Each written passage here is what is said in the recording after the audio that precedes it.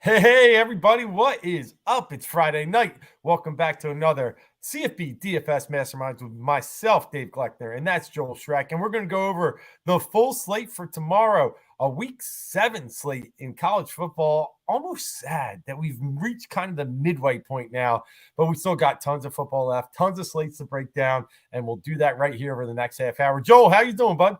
You nailed it. It is sad. We're at the I still feel like I can remember the "it's so new" feels. Like, oh, it's just starting. We're finally here, and now we're already at basically the midpoint point of the college season.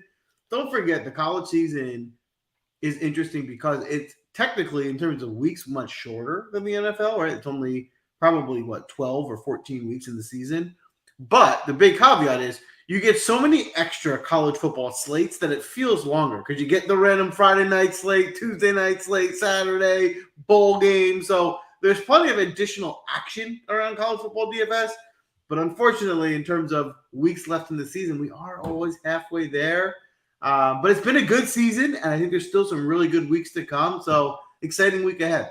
I agree. Last week, we kind of hit it on the head. I mean, if you think about it, stacking that big LSU game, Missouri was huge and was the recipe for success. You had to hit a couple of them, and Schrader ended up being a big play from the Missouri side. Obviously, the receivers were just nuts last week. Burden again. So this week we got a couple games that look similar to that. The hard part being prices are up, and we've been talking about it. And not sure. Like, I got to play 5 Missouri LSU players last week. We ain't getting there in these big games this week. The beauty of college football, one of the things to mention is, we've been all over LSU. We've been hammering them the last couple of weeks. They're not on the slate, right? It's a whole new set of games. Like, we saw Oregon on the slate maybe once or twice. We saw, Washington usually plays later. They're not usually on the main slate. So we know these teams, but they're not always in the slate that we're playing. So it's different every week. It's unique. We got to kind of get comfortable with some of these teams that we haven't seen often already in week 7. So that's the challenge, but that's what also makes it fun. And I agree with you. And like you said, we were talking about before the show, they really got a little bit more aggressive this week with pricing. I think that's the big challenge, is how to make your lineups work, where you got to find value somewhere to be able to make these lineups work. In a perfect world, you would super stack the Oregon-Washington game, but realistically, you can't do that. It's just too much money to get those guys in. You can play 3 guys max probably from that game. Otherwise, you got to look elsewhere. So we'll dive into it and find those plays. We'll go through each game like we always do. I'll share my screen, pull it up, and we'll start with the Syracuse and Florida State game. That's the first game. It's at the 12 o'clock hour. And I was telling you before the show, really to make this work, right, because you can't super stack the Oregon game, you got to find one of these other games and kind of take a stance and just say, this game's going to go over, and if I'm right, I'm going to make a lot of money. And one of those games that I'm considering as my pivot to that game is this Florida State-Syracuse game. Now, there's a few points that I want to, before we dive into the players, a few points about this game I just want to highlight. One, Syracuse's Schrader is a guy I love. I probably have a personal bias toward him. He gave you an absolute dud last week. And people are going to look at that against North Carolina and say, this guy stinks. In fairness, he's not been his best. However, we've seen him break plenty of slates. He can do a ton of damage with his legs. And we've seen Florida State give up some big games to dual threat quarterbacks. We saw College's quarterback have a big game. We even saw Virginia Tech's quarterback couldn't throw, but he ran for 80 yards. So the point being, they struggle with quarterbacks like him. This seems like a bounce back spot. Schrader's no, joker. This is a stud. This is a guy that's not just going to be, he's not just done. I do think a bounce back performance is coming. And I think it's good to me that people are down on him from the last week's performance. So I like Schrader. His cost is more than affordable. You're getting him here now at $7,600, which is a great value. And then on the other side of the ball, we've seen a couple quarterbacks this year against Syracuse have their game of the year, right? Last week, Drake May was not having a great season. He showed out against Syracuse, right? This is another spot where Jordan Travis could have a big day. So I think this game as a stack is very much so in play. Yeah, I agree with you. And one of the things, it's funny to say, but it could be a little bit of a look ahead for Florida State. Next week, they host Duke in a Saturday night game, top 20 team. Duke itself 4-1. So Not saying, they're going to have their attention not with Syracuse, but they could get a little sleepwalkish, and that would open up the game a little bit for Syracuse offense. I like the Schrader call. I like LeQuint Allen. I think we've been really, focused on him because he's one of those running backs in college right now that actually does get all the carries. So I like LeQuint. And then from the Florida State side, like you said, I think really good eye on Jordan. But last week was a Benson week, and we talked about that. You run the running backs against Va Tech. I think it's a passing week. With Johnny Wilson questionable, Keon Coleman's one of my favorite receivers on the slate this week at 6,900. I don't know if Johnny will suit up. If Johnny does, I still like Keon. But if he doesn't, it's all Keon. I agree with you. I actually think if Wilson, you got to know what kind of status Wilson is. If Wilson plays at the cheaper price, my preference is Wilson. But if he doesn't play, Keon is the better play by a lot, even if Wilson plays, right, than the two, because all those targets will go to him. So Keon becomes an absolute smash play if Wilson's out. He becomes one of my favorite plays on the board because I know it's a ton of targets. So, but if Wilson plays, then I'm probably going to come off Keon. I'll be a little bit more neutral. I actually will probably lean Wilson if that's the case. But I will also add in there Bell. And you mentioned Bell last week. Yeah. Bell, like you said, he had a dud. He didn't get targeted. But he's also had some pretty big weeks. At 4,100, it's hard to find value on this slate. This is a spot where he can go out there and have a big game, get in the end zone. And Syracuse has given up some big days to tight ends. They gave up a score last week to the tight end. And then it's another spot where, especially if Wilson's out, I think a lot of those targets end up going to Bell at 4,100. So I think Bell's a good value player. Yeah, it just goes back, and I think we're on the same page here. What Syracuse did against North Carolina just shows the Florida State passing game should be in play this week. Yeah. Drake May, like you said, lit it up. The receivers lit it off. Tez Walker was a little off, only because it's the first game back and still got some good value at 3K. So I think the receivers, and Bell is one of them, are really where I want to target the game. And then from Syracuse side, I don't love their receiving core, but I'm fine with the Schrader LeQuint Allen combo. They might steal a touchdown here or there from each other, but I'm still good with those two together. They get a lot of volume. I totally agree. I think none of these Syracuse receivers stand out. I wouldn't double stack. If you wanted to throw one in to pair with Schrader, you can, but you definitely don't have to. I think it's totally fine to play Schrader alone or just with Allen. And one sneaky way I wouldn't even play him, especially if I'm trying to get some exposure to the big game in Oregon, is another tight end, Villari. If you remember the game of the season, Syracuse's best player was Gadsden, who was their tight end. He's hurt for the year. Villari stepping in for him. He had 4 catches. 11 yards is pathetic, but he's involved. And to get a guy at 3,600 as involved in this offense, I think he has some upside here. Yeah, I think that's a good call. Yeah, Gadsden was a receiver converted to tight end, a really good player, and it's a shame they lost him. Yeah, they would have been much better if they still had him. But yeah. Moving on, we'll look at this Iowa State-Cincy game. So this game's interesting because there's so little value that I think one of the best value plays that you can find is actually going to be Cincinnati's quarterback in Emory Jones. And the reason for that is he runs a lot and he's a good runner. And Iowa State has given up some big days on the ground to quarterback, so it's a good spot for him. This isn't no slouch of an Iowa State defense, though. That's my concern. This is a pretty good defense at Iowa State, so I don't think he's going to have a very high ceiling in terms of throwing the ball. But if he can get you 200 through the air, 1 or 2 touchdowns, and then get you that rushing upside, which I do think is there, at 7,300, you certainly will get upside from him. So Emory Jones is in play, mainly because there's not a lot of value to find, and he's a guy that has upside. Yeah, I know. We've used him before. He let us down once, but it's been pretty solid every other time. My biggest concern in this game is the total is 42.5. So it's one of the lowest, if not the lowest total. I think the Iowa game later might have a challenge then, but not a lot to love in this game. If there was one, I could play Emory Jones naked. I could get along with that. And then if I want to kind of get tricky, I know he loves to target Xavier Henderson. Like you said, I just worry about this defense, and he's only – he popped twice early in the season, but it was against Miami, Ohio, and Eastern Kentucky. When he's played some, real D1 teams, hasn't been so good. Oklahoma, he got shut down to 7 points. Even BYU, only 14 last week. So I'm not sure I'm going to get there, but if I did, that's probably as far as I go with Cincy's team. I would agree. I only play Henderson in lineups, and I'm also playing Jones as a stack. I don't think I'm playing him alone. I actually think he's an okay play. I just think he's overpriced at 6,500. Yeah. They had him down here at 5,500. I would like him a lot more, but at 65, we want to target some of these maybe Oregon receivers, something like that, over him. So I like it. I'm with you there. I will say one other name to mention, Noel here. He's the number one guy on Iowa State. The way to attack the Cincinnati defense is through the air. He gets a lot of targets. He had a huge game against Oklahoma State. Other than that, he's been relatively mediocre, but he's only 5,100, so you can afford him. So I'm probably looking to only stack Noel in this game, hoping this goes over and there's a back and forth.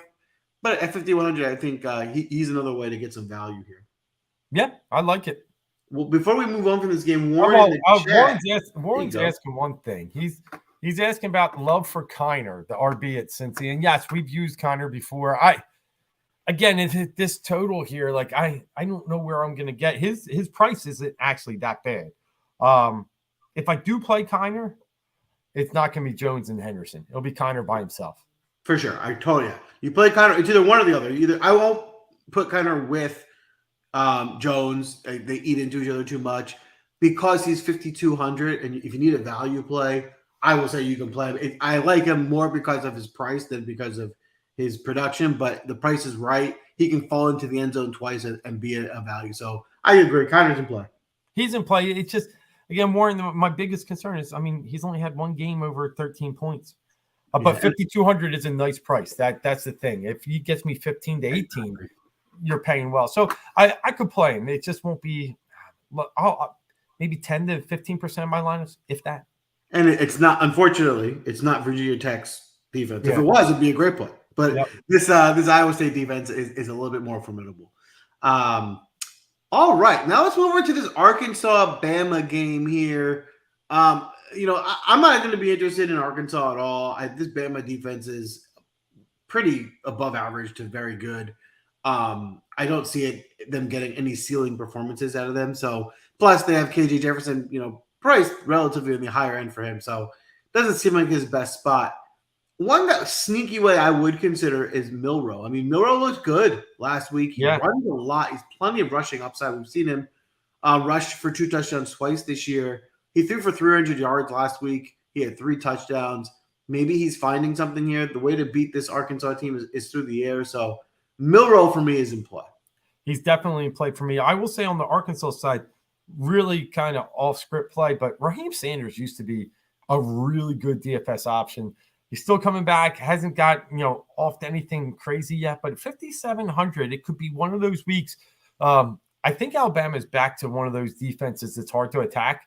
And if I was going to attack him, I'm going to attack him with a one-off here or there. And Raheem Sanders could get surprising there. He also catches the ball in the backfield. He's had 5 catches in 2 weeks.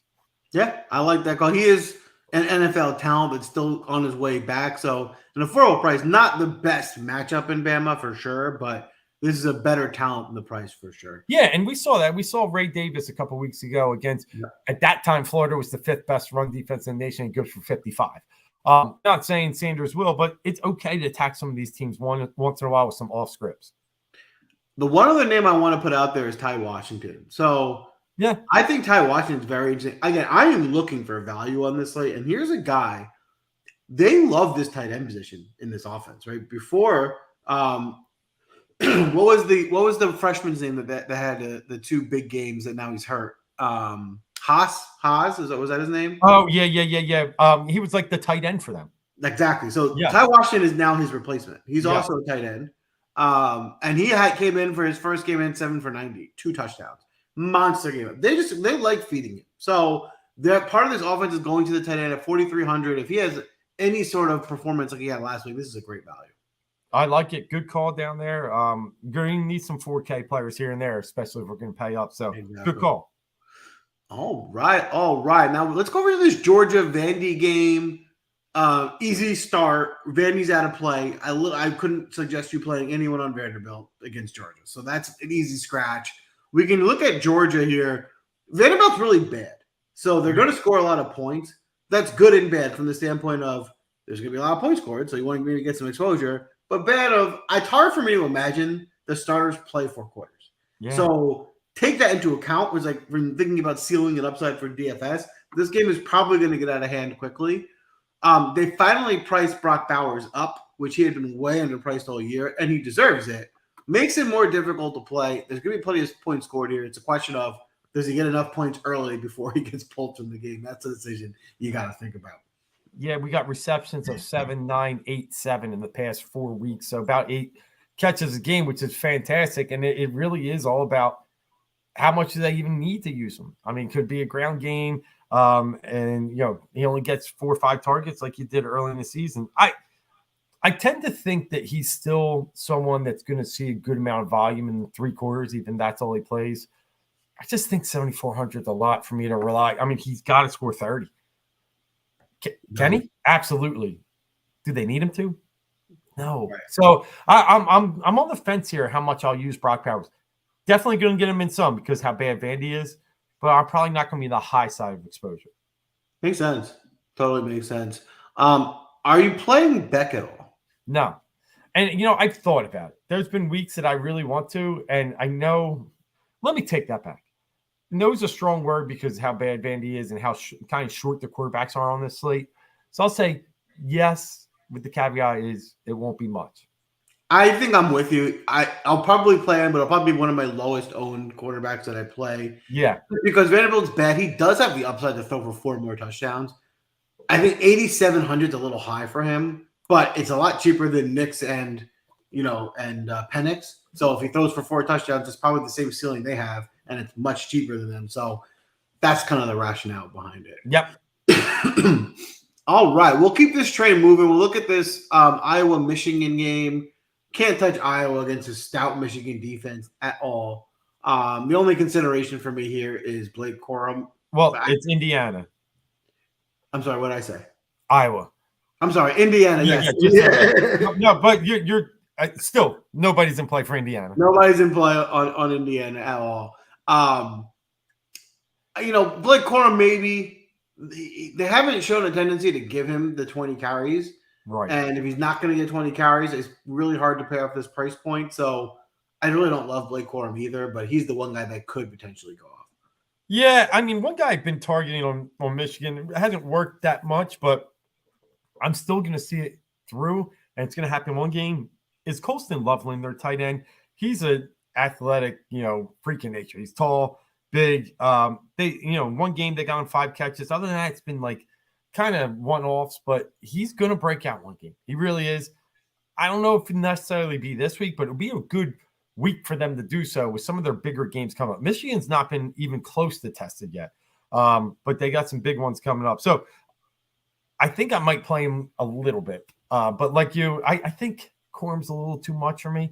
Would love to play Donovan Edwards, but he's getting barely 10 touches a game. So this game's pretty tough to really get invested in.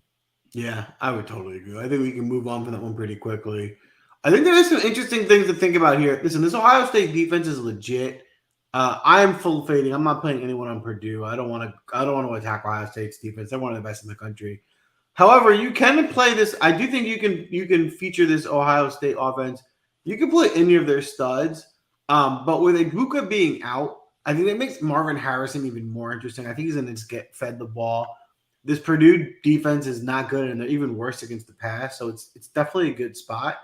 But Marvin Harrison's also expensive, so if you're looking for a cheaper way to get exposure to his passing offense, Fleming is the second highest price, but my preferred option would be Stover. He's been involved in this offense. You're getting him at under 5K or 4,900. He's gotten some big plays, 5 catches, 7 catches. Without Ibuka, I think this is the highest upside we'll see out of him this week. So I think Stover is very much so in play. I love the call. I think, and you're right about Ohio State's defense. I think it is, a really good and surprising how good they're playing with, they kind of need it the way the offense has been sputtering. But I would be interested in Deion Burks to an extent. Guys average about 5.5 catches past 4 weeks. 5,500 is a pretty good salary. And, kind of what we've talked about before with Ohio State, there may be some garbage time potential here too. I don't like Hudson Card, I'm with you, but Burks is someone I might play a little bit on the Purdue side. There you have it. I like it. All right, we'll get over to this afternoon set of games. We have a pretty easy one for you here to start. We got the Utah-Cal game, which for me, is just untouchable altogether, I would say. If anything, maybe you could play one of these Utah backs, but they're splitting so much of the work that they've rendered themselves unplayable in my book. So I'm a full fade on this game. Yeah, Utah's gross. I mean, from a DFS perspective and from a watching football perspective. And it sucks because, they got a good little team, but when you don't know what's happening with Rising, I think it's just messed up the whole offense for the entire year. From the Cal side, Ott's a great player. I don't think he's going to play. They're saying probable. Even if he does, 8,200 is way too much. It'd be nice if he was out because their backup, Afonso, has actually been getting a lot of touches. So if for some reason that's the only guy I could play probably on the Cal side, but it would have to take Ott being out. Yeah, I mean, listen, Afonso is pretty good, and I would like him in another matchup, but I don't want to target this Utah defense. They're pretty strong in front, so I'm going to find my value elsewhere. All right, we can look at this Kansas-Oklahoma State game. This is a potential for some fireworks. This is a game I think we can definitely target. It has one of the higher totals on the slate. Daniels seems to be out. Daniels can't be trusted. Even if they say he might play, there's just so much risk with going after Daniels. And at this point, I'm just going to – he's almost untouchable at this point because he can just leave you with a huge hole in your lineup. So that's a hard fade for me. Bowman would be in play here. I just don't think he has the upside. If you're looking for a game stack, something to be different, I'm okay with it. I'm probably not going to get there for Bowman this week, but I can certainly understand the play if you wanted to. Yep, agreed. I think I won't play either quarterback, but the running backs is where I think we'll see the value. I think Devin Neal's probably, if he's not the best value on the board on this slate, he's right up there. 6,700. He's third on the team in receptions and fourth in receiving yards. So, I mean, he's doing great running the ball, but the guy's just catching a ton out of the backfield too. So at 6,700, I don't even worry who's at quarterback. Neal's in play for me. Well, it's funny. If Neal's not the best value on the play, it might be Gordon on the other team. So it's right here. Both running backs are. These are two. Honestly, I have a big three in running backs this week, maybe four, and these are probably 2 and 3 on that big three. Yep. Gordon also, I mean, he's underpriced for his role. He's now had 18, he's had 39 carries in the last 2 weeks. That is a ton of usage to go along with 5 catches. If he's going to see that sort of volume against the Kansas defense that is not good against the run, this is an underpricing. So Neal and Gordon are 2 of my favorite backs this week. Yeah, and what's Kansas doing? They're letting up a ton of yards on the ground. So yeah, I like it. Ollie Gordon has finally taken over that role. Love it. There you have it. On the receiver end, I don't love any of these receivers. I definitely don't really want to target the Kansas side. The one receiver that I like most probably is Bray on Oklahoma State. You can get some yards. Bray is probably going to be taking over a bigger role more recently as one of their top guys got hurt.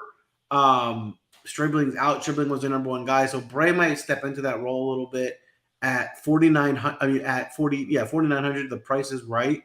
Also to keep on your radar is Rashad Owens, who is now filling in as a starting receiver. He's only 3,500.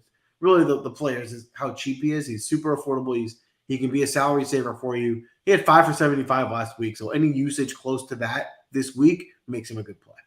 Yeah, and I tell you, Brendan Presley hasn't popped yet, but with all the injuries there, he's getting I think I sold 80% of the snaps. So there's going to be a point when he starts to get the volumes behind the snaps. So 5,900 is still a nice little price for a number one receiver there. So in the Oklahoma State passing game, I'll just say this much. I think you probably agree.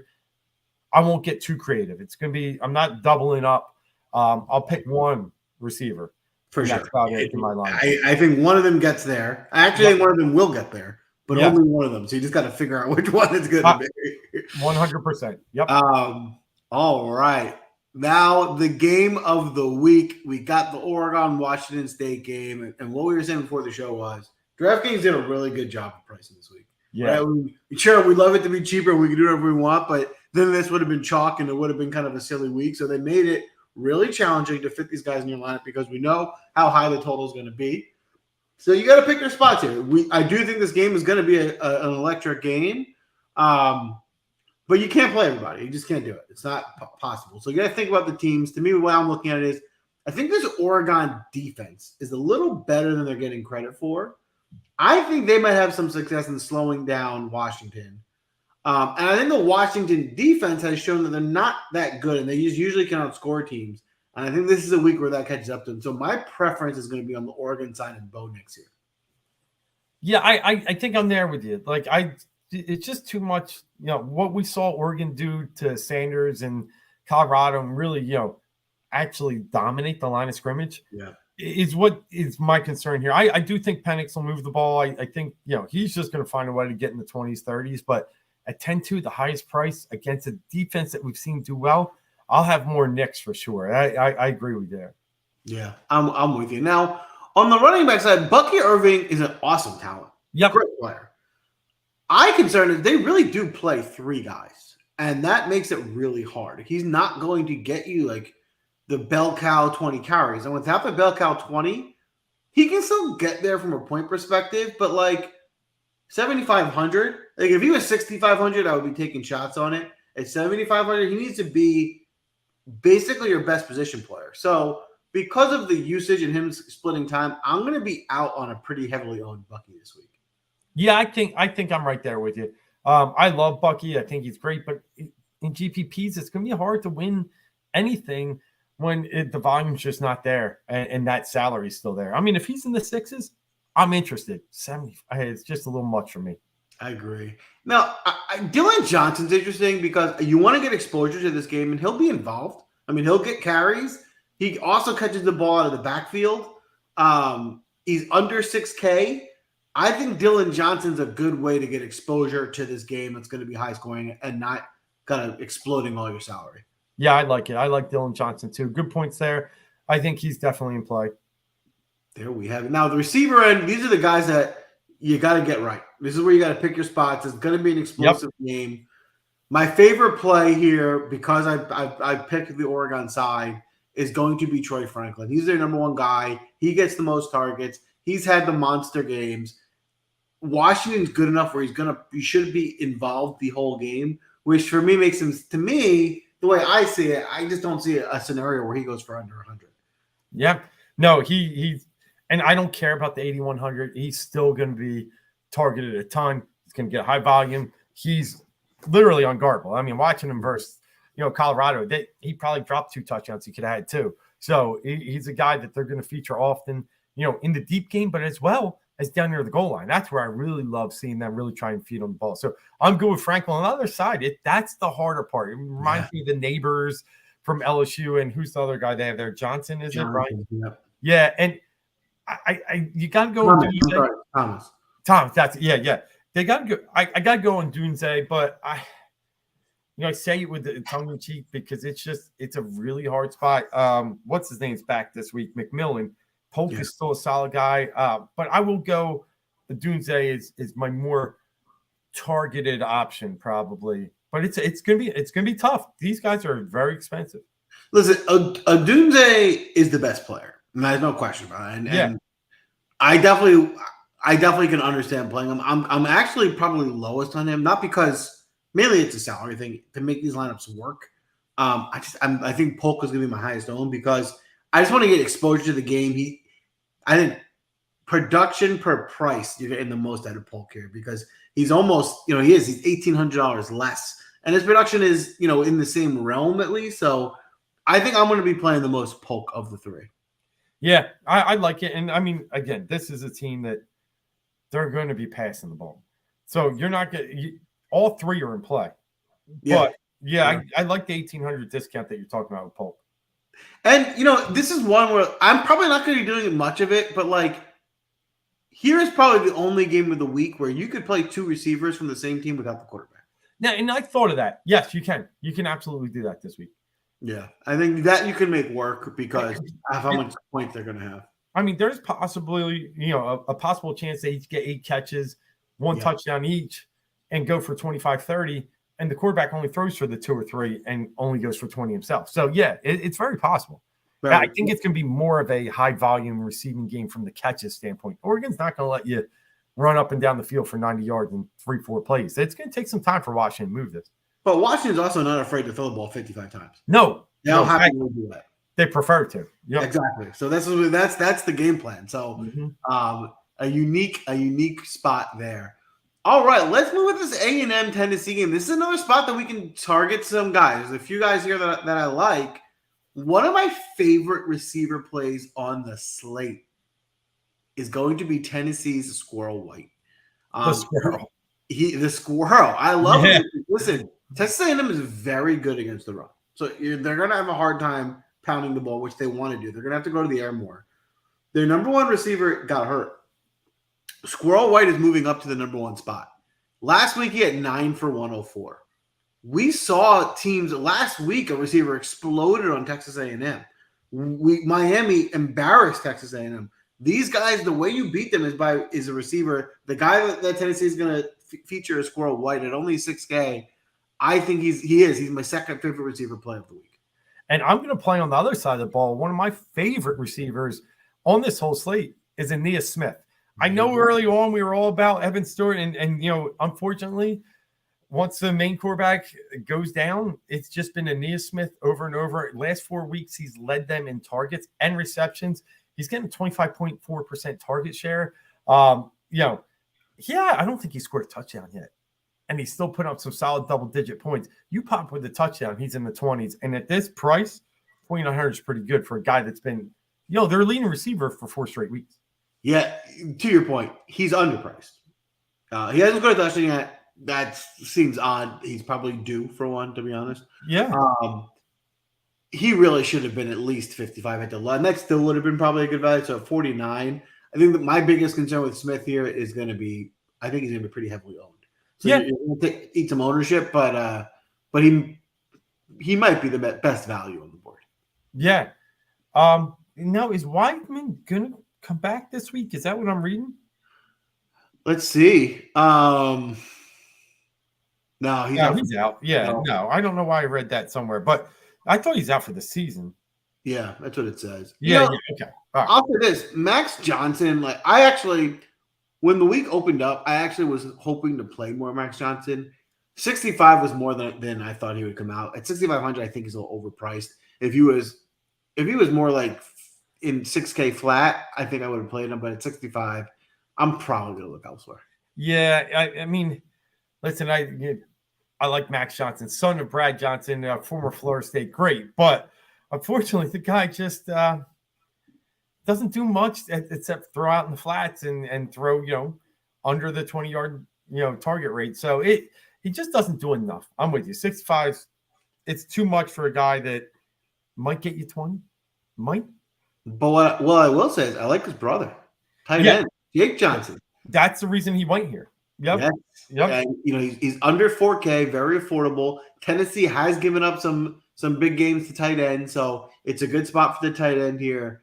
If you're looking for a value play, Jake Johnson would be where I'd be looking. Yeah, I think correct me if I'm wrong, I'm pretty sure, and it doesn't say here, I think he's like a freshman too. So always like those younger guys, think of the Brock Bowers years. Later in the season, these freshmen start to come on. So, yeah, good call. There you have it. All right. Now, in terms of my last game, this is the other game that I was referencing that might be one I'd take a shot on the stack. Illinois' defense is bad. So Maryland's going to score a lot of points. The issue with Maryland is who's going to score. They feed a lot of mouths over there in that Maryland offense. It is not a funnel offense. You got to kind of pick your spots. Somebody on this Maryland offense is going to have a big day. I'm happy to stack Tua and 1 or 2 receivers. I think you could do that.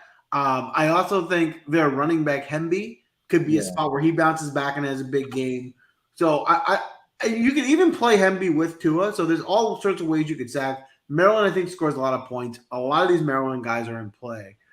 But I think you can run back the Illinois side. I'll be honest with you. Over the course of the last 2 days, I talked myself into Altmaier. Altmaier's not great. He's not. But he's 6,200. He's very affordable. He's in a matchup where Maryland's going to score a lot of points. He'll be playing from behind. It's a good game scrapped for him. And he also has the capability of running for a lot of yards, breaking off a big run. So he has the capability of reaching his upside. And there's not a lot of plays under 6,500 at quarterback that you can really play this week. So you're looking for a spot to cram in some of the Washington-Oregon game and get cheaper somewhere else. Altmaier has a way you can do it. Yeah, I like it. I think it's ugly. We've played Altmaier here and there. And he's a complete hit or miss guy. He's very careless with the ball. But, if he's able to complete those, 50-50s he throws up, he could have a big game. And the point about stacking this game, I mean, I think Maryland has, a team total implied around 33, 34. It's one of the higher on the slate. So I love Hemby. It's been ugly. I mean, he's barely put up a combined 14 points the past 3 weeks. So people are going to be a little down. But Illinois is letting up 175 plus rushing yards per game.